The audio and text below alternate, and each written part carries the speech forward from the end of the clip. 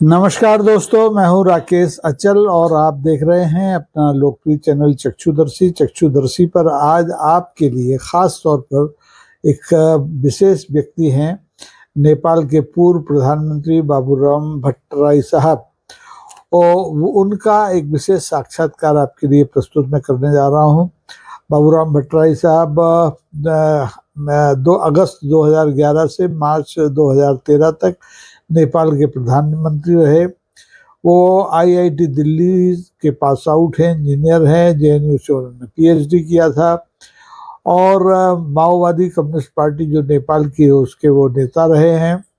बाद में उन्होंने नई शक्ति पार्टी नेपाल बनाई, संविधान के निर्माता हैं वो। आधुनिक संविधान जो नेपाल का है तो उन्हें आप नेपाल का अम्बेडकर भी कह सकते हैं। तो बाबूराम भट्टराई साहब ग्वालियर में आए थे यहाँ आईटीएम विश्वविद्यालय के एक समारोह में डॉक्टर राम मनोहर लोहिया स्मृति व्याख्यान देने।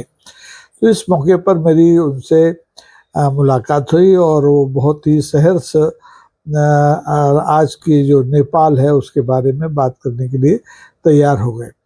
तो सुनिए बाबूराम भट्टराई साहब को और अपने जो प्रतिक्रियाएं हैं इस पर दीजिए जरूर। धन्यवाद। सुनिए। किसके लिए अपने यूट्यूब का छोटा सा चैनल है। भट्टराई जी, आपका बहुत बहुत स्वागत है चक्षुदर्शी के इस छोटे से चैनल में। आप ग्वालियर आए हैं, बहुत वर्षों से आपकी प्रतीक्षा थी, इसलिए थी कि अभी नेपाल में जो कुछ हुआ है और चूंकि आज के नेपाल को बनाने में आपका बहुत बड़ा रोल रहा है। आपने संविधान वहाँ लिखा, आपने वहाँ शांति स्थापना के लिए कई अकॉर्ड कराए। तो आज का नेपाल जहाँ खड़ा है उसको आप कैसे देखते हैं? ऐसे होता है, इतिहास चक्र ऐसे होता है। वो स्टेप एक जनरेशन के एजेंडा डेमोक्रेट वो राष्ट्र निर्माण और जोग्राफिकल यूनिफिकेशन का होता है। फिर दूसरे जनरेशन का काम होता है पीपुल्स राइट, डेमोक्रेसी लाना और इंस्टीट्यूट बनाना, मजबूत करना। और तीसरा फेज जो होता है उसके जग में जो आपका राष्ट्रीयता है, उसका लोकतंत्र है, उसके जग में आपको socio economic development, social equity, prosperity, happiness, ऐसा समाज आगे बढ़ता है। तो नेपाल में क्या हुआ, हमारा डेमोक्रेटाइजेशन लेट हुआ 1950 में। जीपी कोइराला पशुलाल जैसे जो लोग थे, एक लिबरल डेमोक्रेसी, दूसरा सोशल कमिश्नर ला रखे, उन्होंने उसका लीड किया और हम प्रसन्ना और बाबूराम भट्टराई टाइप के लोगों ने उसको फाइनल पुश करके नेपाल में संघीय लोकतांत्रिक गणतंत्र तक पहुंचा है। वो 2015 साल की बात जी। ये 1950 से शुरू हुआ और 2015 में कंप्लीट हुआ। 65 साल लगा और उसे अब तो 10 साल हो गए। तो ये थर्ड फेज का जो पॉलिटिक्स है, तो उसी समय से मैं उसी दिन से, जिस दिन संविधान सभा का मैं सभापति था, संविधान जारी हुआ, मैंने कहा मूलतः संविधान सही है, आधा गिलास भरा हुआ है, तो इसमें कुछ खामियां हैं, आधा गिलास खाली भी है, उसके तो बात हम करते रहेंगे। अब हमारा एजेंडा होगा सुशासन और समृद्धि, गुड गवर्नेंस और समतामूलक समृद्धि, इगैलिटेरियन प्रॉस्पेरिटी। अब ये हमारे एजेंडा होना चाहिए। इसके लिए पॉलिटिकल पार्टी या तो कांग्रेस, कम्युनिस्ट टाइप जो पुरानी पार्टी है उनको रूपांतरण करना चाहिए। अगर वही नहीं होते तो फिर ग्रास रूट से नए फोर्स का उदय होगा। ऐसा करके हमने नया शक्ति अभियान करके new force movement, alternative politics हमने उसी दिन शुरू किए थे। तो उसी के बीच से अब ये फोर्सेज अब आ गए। इस बार एक नई पार्टी आगे करीब 2-3 मेजोरिटी लाई है। और इसी को मैंने अभी आज के प्रोग्राम में भी बोला, ये आना तो जरूर हिस्ट्री नेसेसिटी था, मेरे चाहना थे, किसी के चाहने से नहीं, इत्यादि आवश्यकता से ऐसी परिघटना होती है। तो इस हिसाब से ये पॉजिटिव है। और कैसे जाता है और आगे देखना है, क्योंकि नेपाली सोसाइटी तो बहुत बैकवर्ड है। हमारे डेमोक्रेटाइजेशन भी लेट हुआ। फिर जो माउंटेनस टेरेन है, 80% माउंटेन है, जस्ट 20% प्लेन एरिया है। तो इकोनॉमिकली बहुत बैकवर्ड हैं हम। और फिर हमारा जो जियो पॉलिटिक्स आप देखें तो तीन तरफ हम भारत से घिरे हुए हैं, तो ज़्यादातर हमारा जो सोशियो इकोनॉमिक इंटरेक्शन भारत से ही होता है। तो चाइना से भी एक तरफ है जो हाई हिमालय से वो कटा हुआ है, इतना ज़्यादा इंटरेक्शन नहीं होता है। इसी हिसाब से साउथ एशिया के हिस्से होने के नाता से यहाँ भारत लगायत के साउथ एशियन जो कंट्री हैं उनसे अच्छे रिश्ते बनाएं, और जो आज के जो इंडस्ट्रियल मॉडर्न इकोनॉमी होता है वो तो गिव एंड टेक होता है, उसमें तो इम्पोर्ट एक्सपोर्ट करना पड़ता है। तो कंपेरेटिव एडवांटेज के जो वस्तु होते हैं आप पैदा करो, और जो नहीं होता है तो इम्पोर्ट करो। ऐसा रिलेशन करने के लिए हमने ऐसा प्रोजेक्ट ही बनाए थे, लेकिन तो ऐसा हुआ जी। तो हम थोड़ा लेट हो रहा है, तो इसलिए मैं ये जो आए हैं पॉलिटिकली तो कर सही हुआ है, नए फोर्स आए हुए हैं। अब ये कैसे करेंगे कि आंतरिक में जो इकोनॉमिक डेवलपमेंट के मुद्दे हैं वो बैकवर्ड इकोनॉमी उसको फास्ट पेस में कैसे ट्रांसफॉर्म करेंगे, जॉब क्रिएट करेंगे। दूसरी तरफ चीन और भारत जैसे देश के बीच में हम हैं, तो ये दिन फिर जो अमेरिका है अब सुपर पावर करके हर जगह वो जाके इंटरव्यू कर रहा है, उसकी भी कुछ गतिविधियाँ होंगी वहाँ। तो इसको बैलेंस करे आगे बढ़ना तो काफ़ी चुनौतीपूर्ण भी है। इसीलिए नए सरकार को हमने निकट कांटेक्ट में ही है, क्योंकि मैंने इसका शुरुआत किया था जो मूवमेंट का, तो मैं उसको गार्जियन टाइप को मानते भी हैं। भले ही मैं पार्टी में आबद्ध नहीं हूँ, तो इसीलिए अब देखना है ये पॉजिटिव है, बेनिफिट ऑफ देना है, तो चुनौती बहुत ज़्यादा है, कैसे आएगा। तो ये सवाल यहीं से उठता है कि आपने जो संविधान बनाया था बड़ी मेहनत के बाद 15 तक कंप्लीट हुआ, ऐसा कहाँ गड़बड़ हुआ कि बहुत जल्दी आपके यहाँ ये रिसफल एक तरह से सत्ता का हस्तांतरण होता है, बहुत जल्दी सरकार गिर जाती है राजशाही के बाद से अब तक। और उसके हुआ हमने इसलिए हमारा प्रपोजल ये था जो डेमोक्रेसी होते हैं साउथ एशिया में, जो ब्रिटिश कॉलोनी होने के नाते सभी जो वेस्टमिंस्टर प्रणाली जो कहते हैं वही हम भारत में और सारे साउथ एशियन कंट्री में वो लागू किया गया है। तो लोग दिमाग में ऐसा भरा हुआ डेमोक्रेसी मीन्स पर वो वेस्टमिंस्टर डेमोक्रेसी। तो हमने कहा भाई तो अलग रूप होते, यूरोप में भी इंग्लैंड का अलग डेमोक्रेसी है, फ्रांस और जर्मनी का अलग डेमोक्रेसी, स्कैंडिनेवियन का अलग डेमोक्रेसी होता है। तो हमने हमारा ही democracy, people's right, multi party competition, rule of law, ये फंडामेंटल्स तो होते ही। जो गवर्नेंस सिस्टम जो होता है, इलेक्ट्रल सिस्टम जो होता है, उसको फर्क ढंग से आगे बढ़ना चाहिए। इसलिए नेपाल के संदर्भ में जो इतना ज़्यादा डाइवर्सिटी है हमारे वहाँ, और फिर वो कास्ट क्वेश्चन भी है, इसीलिए हमने कहा था वो पार्लियामेंट को हम फुल्ली प्रोपोर्शनल करें, और जो चीफ एग्जीक्यूटिव होता है उसको डायरेक्टली इलेक्ट करें, ताकि उसके चेक एंड बैलेंस भी हो। ये फॉर्म ऑफ फ्रेंच मॉडल और US model for the time being, not for ever. तो उससे करेंगे तो एग्जीक्यूटिव होगा तो 5 साल के जब इलेक्टेड होता है तो स्थिरता होगा वहाँ। तो जो पार्लियामेंट है वो प्रोपोर्शनल होता है, सबका रिप्रेजेंटेशन भी होगा, वो चेक एंड बैलेंस में रहेगा। ये हमारा प्रस्ताव था, ये नहीं हो पाए, इसी को हमने आधा गिलास खाली कहा था।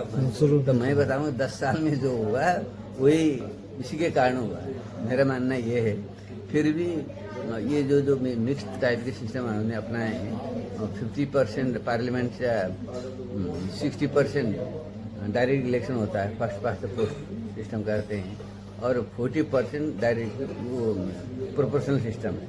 इसलिए भी किसी भी पार्टी को बहुमत आना मुश्किल है। इस बार तो उनका आया है, कभी कभी होता है, ये तो एक्सेप्शनल केस है। तो मेरा ख्याल है ये मुश्किल रहेगा इनको स्थिरता देना। तो ये जब तक हम इसको सुधार नहीं करेंगे तब तक फिर ये मुश्किलें रहेंगी। अच्छा, एक सवाल ये भी है कि नेपाल जब से आज़ाद हुआ एक तरह से और आज तक जो इसकी डिपेंडेंस है इकोनॉमी की, वो कभी इधर कभी उधर रही है। तो इस आत्मनिर्भर यानी सेल्फ उस पर कैसे आए, इसके लिए इसे क्या करना चाहिए? भारत की तरफ झुकना है, चीन की तरफ झुकना है, या अपना कुछ करना है? झुकने की बात नहीं है। रिलेशन अब आज की दुनिया जो इंटरनेट प्रविधि आया है, उसके टेक्नोलॉजी, कैपिटल, लेबर का इतना मोबिलिटी हो गया है, आप इसको रोक नहीं सकते। इसको नियमन कर सकते हैं, इसको टोटली कंट्रोल नहीं कर सकते। इसीलिए इसके ध्यान में रखते हुए ये जो बड़े नेबर हैं हमारे, मेनली इंडिया और चाइना, तो आगामी दशक में ये तो China first economy, India third economy होगा, तो हमारे लिए तो बहुत बड़ा अपॉर्चुनिटी भी हो सकता है। इसलिए हमने एक और अवधारणा भी महीने आगे बढ़ाया था। पहले नेपाल को दो जो रॉक्स होते हैं उसके बीच का एक तरुण फ्रूट होता है ना, जी जी। आप पता नहीं है क्या बोलते हैं। हाँ ऐसा है, वो भी वहाँ के शासकों ने पैदा किया था। मैंने कहा अब छोड़ दो उसको, और दो चट्टान के बीच के फ्रूट नहीं है, हम जी, जी। तरुल नहीं है। हाँ। अब हम दोनों बिग मार्केट के बीच के एक वाइब्रेंट ब्रिज बनाएं, वेरी गुड। इस तरफ से सोचें। ये मैंने पार्लियामेंट से भी कहा है। मैं प्राइम मिनिस्टर जब था उस समय ही मैंने ये इशू को उठाया था।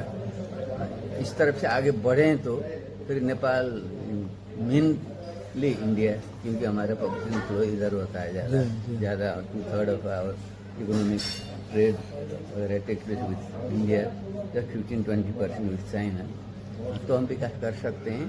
एक और दूसरी बात है फिर हमारे अपने जो कंप्यूटर एडवांटेजेस है उसमें फोकस भी करना चाहिए। वो क्षेत्र एक है, अब एग्रीकल्चर में डाइवर्सिटी हमारा है, माउंटेन है, हिमालय, मिडिल हिल्स और प्लेन एरिया, वहाँ के जो एनवायरनमेंट है, क्लाइमेट है, जो डाइवर्सिटी है, उसके जैसा वैरायटी ऑफ क्रॉप्स हो सकता है वहाँ। इसीलिए हम एग्रीकल्चरली हम सेल्फ रिलायंट हो सकते हैं। और पर्यटन के लिए इतने हाई माउंटेन्स भी हैं, और पशुपतिनाथ, जनकपुर धाम जैसे जो रिलीजियस सेंटर हैं उसे सदुपयोग करके पर्यटन को प्रवर्धन भी कर सकते हैं। और साथ ही साथ जो IT का जो ज़माना है वो इसको भी प्रयोग कर सकते। इस हिसाब से कुछ सेक्टर में हम आत्मनिर्भर बने, जैसे जल स्रोत हमारा कंप्लीट का क्षेत्र है, इसलिए फूड और एनर्जी में सेल्फ सफिशिएंट आत्मनिर्भर बने, बाकी में कंपटीशन करके इकोनॉमी का आगे बढ़ाएं, ये सही होगा हमारा मानना है। एक सवाल और रहा कि हिंदुस्तान में पिछले 10-11 साल से ये कहा जा रहा है कि जो मौजूदा हमारे यहाँ की गवर्नमेंट है उसके निगवर्स से रिलेशन बिगड़ रहे हैं, कि जो कूटनीति है, जो विदेश नीति है, वो कहीं गड़बड़ है। तो नेपाल के संदर्भ में आप कैसा देखते हैं हिंदुस्तान के व्यवहार? मैं कमेंट तो यहाँ का ये करना नहीं चाहूँगा, भी नहीं होगा। और मैं तो चाहता हूँ जो साउथ एशियन जो रीजन में इंडिया सबसे बड़ा देश होने के नाते, जो पहले जो भारतवर्ष कहते थे अभी साउथ एशिया जो कहते हैं, उसका मेन सेंटर में तो इंडिया है। इन्हें should be more responsible to reach out to eastern neighbours and have good relation. Nepal से तो अच्छे रिलेशन है ही, कुछ प्रॉब्लम हैं जो अंग्रेजी के ज़माने से भी रहे हुए हैं, जैसे बॉर्डर के जो डिस्प्यूट हैं, जो हमारे ओपन बॉर्डर हैं उसका रेगुलेशन में जो थोड़ा समस्या है, इसको तो बैठ के इसको समाधान करे। इसलिए जब मैं प्राइम मिनिस्टर था मैंने ये कहा था एक कमेटी बनाए दोनों तरफ की, EPG एमिनेंट पर्सन ग्रुप, उसको रख के उनके जो सुझाव देंगे तो दोनों तरफ के गवर्नमेंट इम्प्लीमेंट करें, उसी हिसाब से ठीक हो जाएगा। इसे हमें कहा था, कॉन्स्टिट्यूट भी हुआ था। तो बाद में नेपाल में भी थोड़ा एक्सट्रीमिस्ट टाइप का गवर्नमेंट आया, यहाँ भी थोड़ा नया आया, वो आप जानते हैं। ये दोनों को फिर रिलेशन बिगड़ गया। इसी वजह से जो अभी पॉलिटिकल चेंज आए हैं, नए युवा हैं, ये एक अच्छी अपॉर्चुनिटी हो सकता है। फिर ये जो हमारे पुराने रिश्ते हैं उसको और मजबूत करें, दोनों देश के बेनिफिट के लिए आगे बढ़ें। नेपाल अपनी तरफ से अच्छे रिलेशन रखने के लिए हमेशा तैयार रहना चाहिए, तैयार है। हम जैसे लोग पीपल टू पीपल रिलेशन को भी आगे बढ़ा के ये साउथ एशिया जो अभी पॉवर्टी का बैकवर्ड का जो सेंटर रहा है इसको अंत करके अब इस सेंचुरी को तो एशियन सेंचुरी कह रहे हैं, इसीलिए हम कर सकते हैं, मिलके ही कर सकते हैं। इसके लिए आगे बढ़ना चाहिए, पीपल टू पीपल लेवल पे ही हमने ये काम करना चाहिए। आखिरी सवाल ये है कि आप एक तरह से गार्जियन हैं नई सरकार के, तो आप इसको क्या गाइड करना चाहेंगे, क्या मैसेज करना चाहेंगे जिससे नेपाल नया नेपाल दिखे, एक स्थायित्व उसमें आए और दुनिया में उसकी अलग पहचान बने? मैं वो थोड़ा वो सीखें अच्छी तरह से, जो पावर में होते हैं, शक्ति में होते हैं, उनको ज़्यादा अहंकार नहीं लेना चाहिए, विनम्र होके सबसे सीखें। और नेपाल का जो रियलिटी है उसके ध्यान में रखते हुए एक तो सुशासन की बात है, इंस्टीट्यूशन से काम करें, जो करप्शन वगैरह है उसको कंट्रोल करें, साथ साथ इकोनॉमिक डेवलपमेंट की एजेंडा को ही प्राथमिकता देना चाहिए। साथ में दूसरी बात जो मेन कंट्री जो हैं हमारे नेबर्स और जो बिग पावर्स हैं उनसे बैलेंस अच्छे रिलेशन रखना चाहिए, और ये दो फैक्टर में ध्यान इस तरह से दे देते हैं तो अच्छा होगा। फिर चुनौती तो है, हम जैसे लोग शुभकामना देते हैं। आपने बहुत किताबें भी लिखी, मैंने अभी रेफरेंस देख रहा था। तो अभी हाल में जो नेपाल में 5-10 साल में जो राजनीतिक तब्दीलियां हुई हैं, सब चेंजेस आए हैं, उस पर भी कुछ लिखने का मिला हाँ, है? अभी मैं अब मेरा अपने जीवन का मैं भी अपने थर्ड से बोल रहा हूँ। फर्स्ट पे तो स्टूडेंट था, 25 साल तक तो करते ही है। बाद पर करीब 45 साल हमने एक्टिव पॉलिटिक्स में लगाए, और बाकी जीवन 10 वर्ष 15 वर्ष जितना रहेगा वो हम अपने एक्सपीरियंस अपने नॉलेज को लिख के फ्यूचर जनरेशन के लिए कुछ कंट्रीब्यूट करें, वही प्लान बनाए हैं, शायद हम देखें। आपको बहुत बहुत शुभकामनाएं हैं। उम्मीद करेंगे जल्दी मुलाकात होगी। आपके संस्मरणों की किताब का जब वहाँ पे विमोचन हो तो हम वहाँ आएंगे। आपने चक्षुदर्शी को समय दिया, इसके लिए आपका बहुत बहुत धन्यवाद। Thank you so much.